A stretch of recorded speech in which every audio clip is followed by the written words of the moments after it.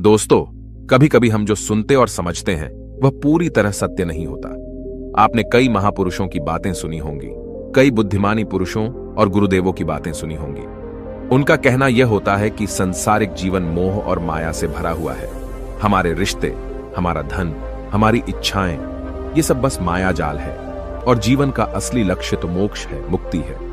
हमें आध्यात्मिक जीवन की ओर बढ़ना चाहिए। जब भी आप उनकी बातें सुनते हैं तो आपके मन में एक प्रश्न उठता है और वह प्रश्न यह है, क्या हमारा संसारिक जीवन जीना व्यर्थ है? क्या हमें केवल आध्यात्मिक जीवन जीना चाहिए? क्या हमें खुद की खोज करनी चाहिए? क्या हमें संसार के सुख का आनंद नहीं लेना चाहिए? जो लोग इस संसारिक जीवन में फंसे हुए हैं, क्या उनका जीवन पूरी तरह से व्यर्थ है? किसी को अपने माता पिता के लिए धन कमाना है तो कोई अपने परिवार को सुखी देखना चाहता है। कोई अपने बच्चों की चिंता में दुखी है तो कोई अपने लिए कुछ करना चाहता है, नाम कमाना चाहता है। कोई अपनी प्रेमिका को खुश रखना चाहता है, कोई अपने प्रेमी को पाना चाहता है।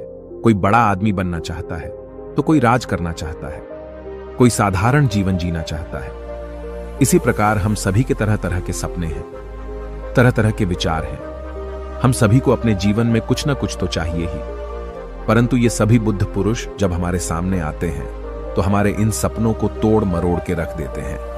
जब कहते हैं कि संसारिक जीवन व्यर्थ है और खुद को जानो, खुद को पहचानो, आध्यात्मिकता की राह पर चलो, तब उस वक्त हमारे मन में, हमारे मस्तिष्क में तरह तरह के विचार उत्पन्न होने लगते हैं। तब हमें यह समझ नहीं आता कि आखिर हम संसारिक जीवन जिए या फिर आध्यात्मिक जीवन। आखिर हम क्या करें? आपके साथ भी कभी न कभी ऐसा तो हुआ ही होगा। क्या आपके भी मन में ऐसे कोई प्रश्न हैं तो आप हमें कमेंट में जरूर बताइएगा। चलिए आगे बढ़ते हैं और इसके पीछे की वास्तविकता को जानते हैं, और इन सब के बीच हमें जीवन में संतुष्टि कैसे मिलेगी, हम पूरी तरह से खुश कैसे रह सकते हैं।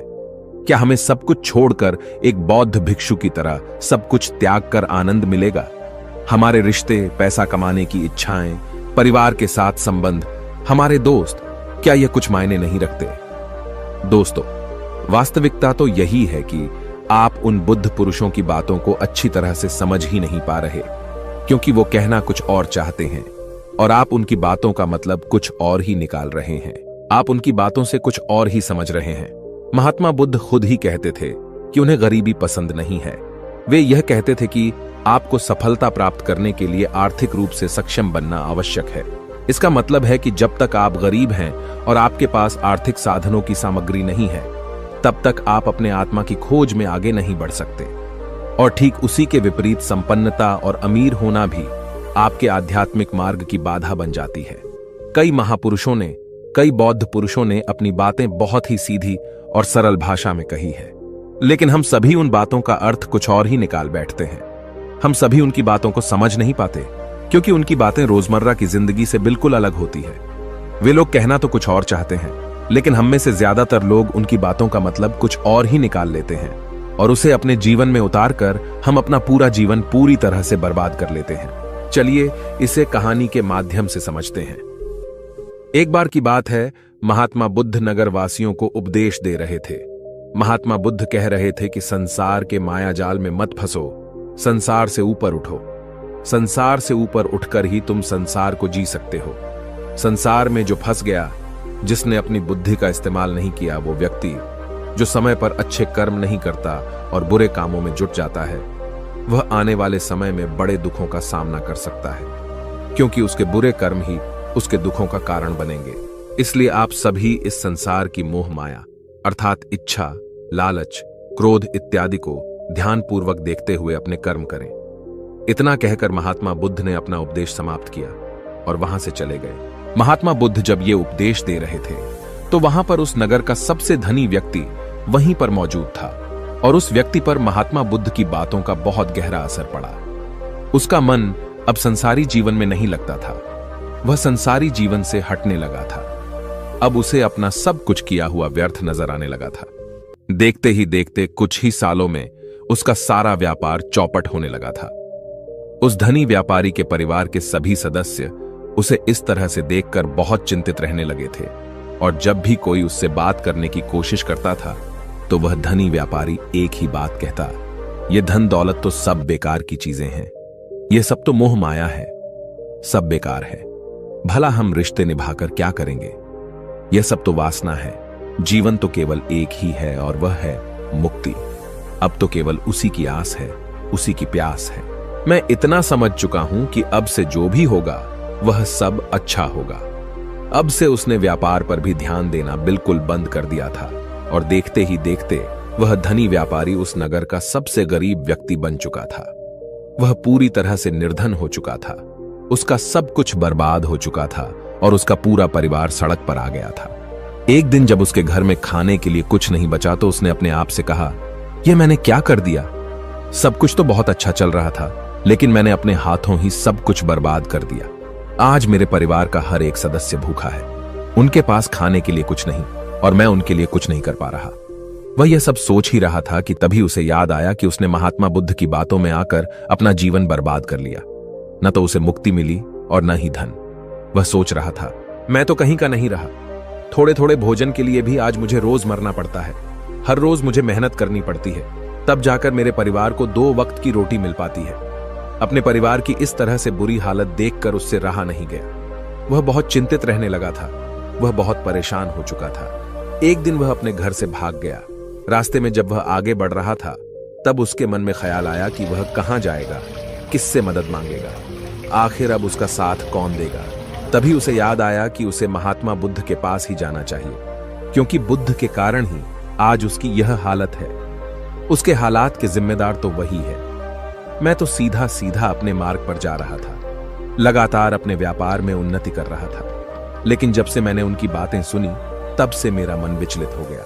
मुझे समझ नहीं आया कि मैं जो जीवन जी रहा हूं क्या वह सत्य है, या फिर जो वह जीवन जी रहे वह सत्य है। उनकी चिकनी चुपड़ी बातों में आकर मैंने अपना सब कुछ बर्बाद कर दिया।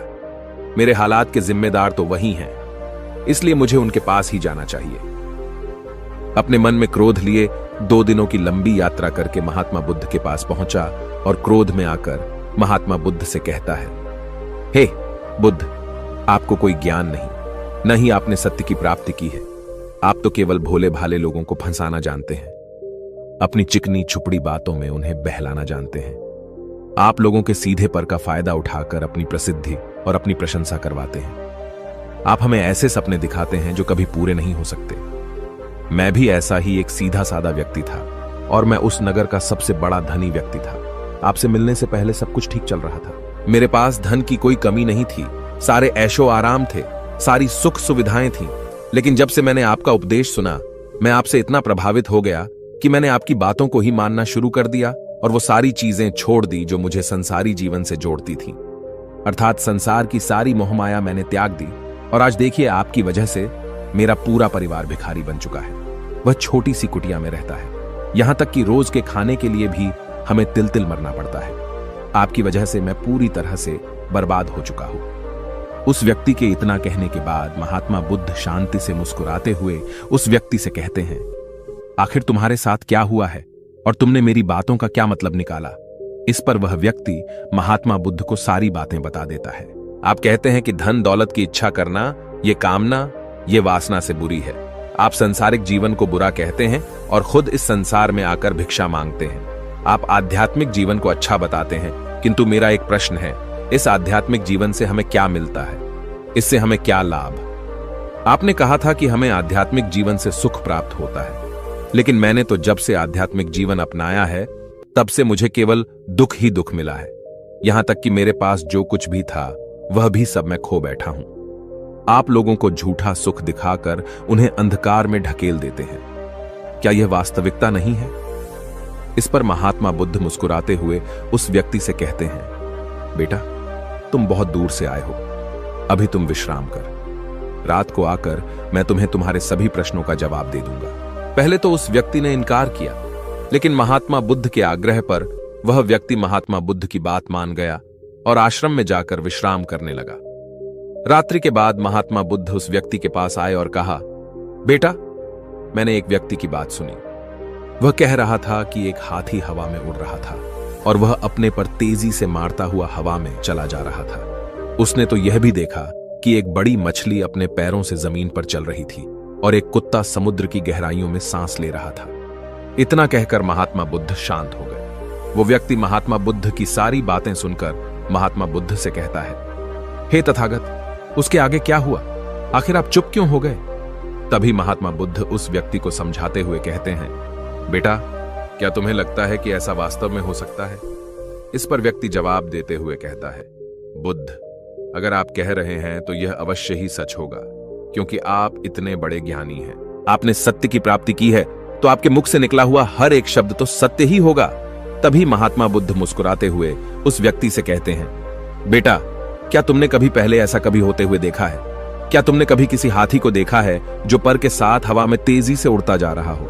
इसके जवाब में वह व्यक्ति कहता है, तथागत, मैंने तो कभी नहीं देखा। तभी महात्मा बुद्ध कहते हैं, तुमने मुझसे प्रश्न क्यों नहीं किया कि आखिर वह हाथी आकाश में कैसे उड़ सकता है? इसके जवाब में व्यक्ति कहता है, हे तथागत, आपके मुख से सुनकर मुझे ऐसा लगा कि मानो वह सत्य हो, और आप कह रहे हैं तो यह सत्य ही होगा, इसलिए मैंने आपसे एक भी बार प्रश्न नहीं किया।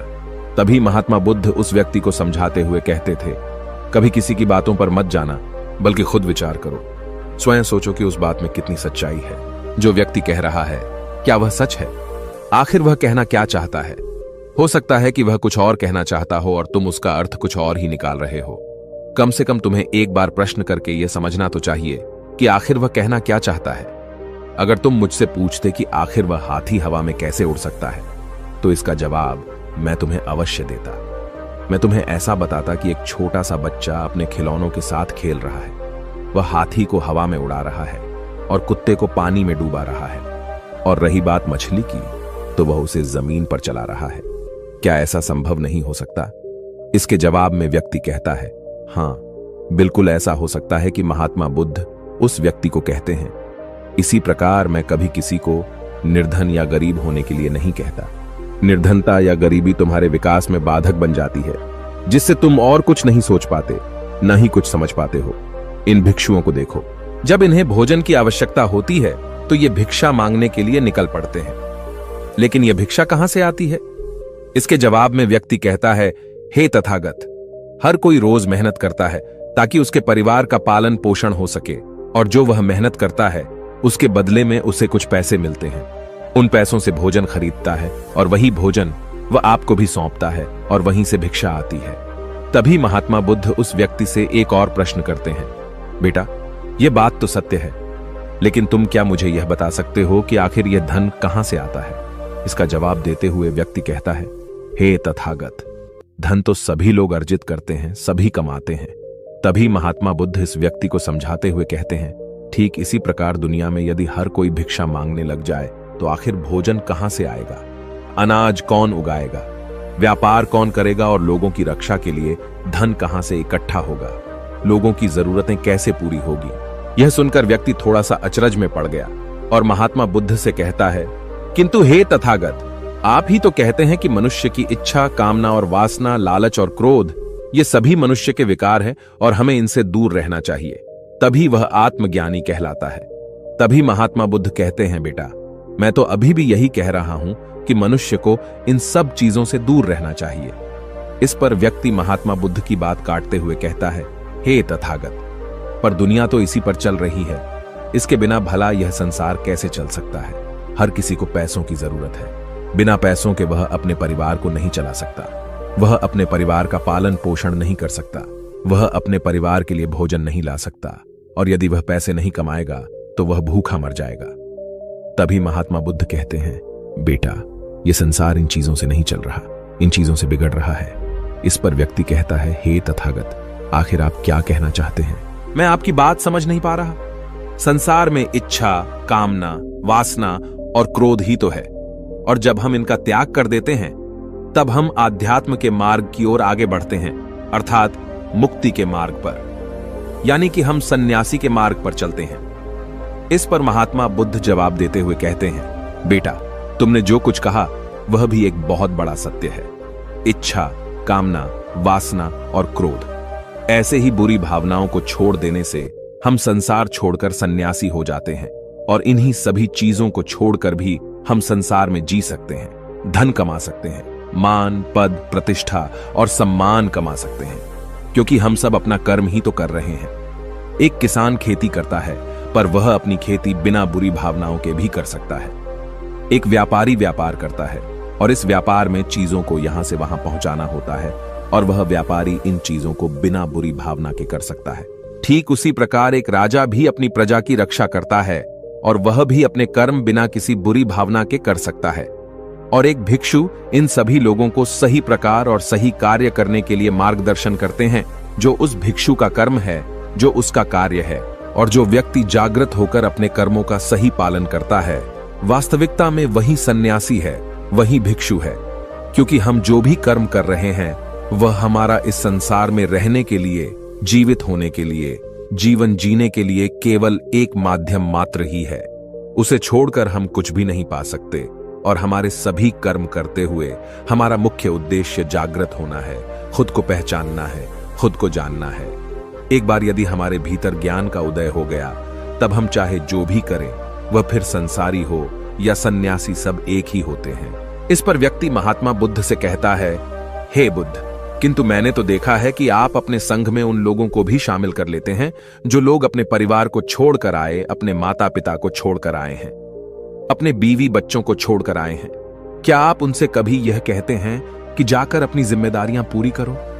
जाओ, अपनी जिम्मेदारियां संभालो और धन कमाओ, और वहीं पर रहकर तुम आत्मज्ञान प्राप्त करो। उस व्यक्ति के प्रश्न का जवाब देते हुए महात्मा बुद्ध कहते हैं, भक्ति, क्या तुम शांति को हवा में उड़ा सकते हो? इसके जवाब में वह व्यक्ति कहता है, नहीं, मैं नहीं उड़ा सकता। तभी महात्मा बुद्ध कहते हैं, केवल एक बच्चा ही हाथी को हवा में उड़ा सकता है। ठीक उसी प्रकार जिस व्यक्ति को जो बनना है वह तो वह बनकर ही रहेगा। जैसे किसी व्यक्ति को राजा बनना है तो वह राजा बनेगा, किसी व्यक्ति को व्यापारी बनना है तो वह व्यापारी बनेगा।